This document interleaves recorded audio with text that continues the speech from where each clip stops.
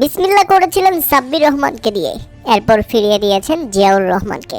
সামনে ছিল তাইজুল ইসলাম, হ্যাটট্রিক বল। রিপন মন্ডল কি পারবেন তার ক্যারিয়ারের প্রথম হ্যাটট্রিক তুলে নিতে? দুর্দান্ত ডেলিভারি এবং বোল্ড, সেই সাথে নিজের ক্যারিয়ারের প্রথম হ্যাটট্রিক। উদযাপনটা করা তো উচিত। দৌড়ে এসে বুকে জুড়িয়ে নিলেন মুশফিকুর রহিম। সে কি অসাধারণ মুহূর্ত। 22 বছর বয়সী বাংলাদেশের তরুণ স্টার বয় রিপন মন্ডল এবারের বিপিএলে নিজের বোলিংয়ে মাতিয়ে রেখেছেন রাজশাহী ওয়ারিয়র্সকে। সেই সাথে বিপিএলের সমর্থকরা, বাংলাদেশের সমর্থকরা রিপন মন্ডলের বোলিংয়ে রীতিমতো মুগ্ধ। এই প্রথম রিপন মন্ডলকে মনে হচ্ছে তিনি লম্বা রেসের ঘোড়া। তাকে নিয়ে বাংলাদেশের অনেক স্বপ্ন এখনো বাকি। সবে তো শুরু করেছেন রিপন মন্ডল। তার হ্যাটট্রিক ডেলিভারিটা একবার চিন্তা করেন।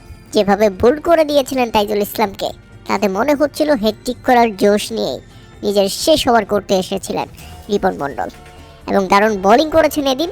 আর এই দুর্দান্ত হ্যাটট্রিকের মাধ্যমে বাংলাদেশের 10ম বোলার হিসেবে বিপিএলে হ্যাটট্রিক করার কীর্তি করেছেন রিপন মন্ডল, তাও সেটা রাজশাহীর জার্সিতে ঢাকার বিপক্ষে। আর তাদের ঢাকা রীতিমতো নাজেহাল। মাত্র 131 রানের মধ্যেই অল আউট হয়ে গেছে। দলের হয়ে সর্বোচ্চ 27 বলে 41 রান করে উসমান খান। এছাড়া বাকি সকল ব্যাটসম্যান ছিল রীতিমতো ব্যর্থ। দর্শক, রিপন মন্ডলের বোলিং আপনারা কেমন উপভোগ করলেন তা অবশ্যই আমাদের কমেন্ট করে জানাবেন।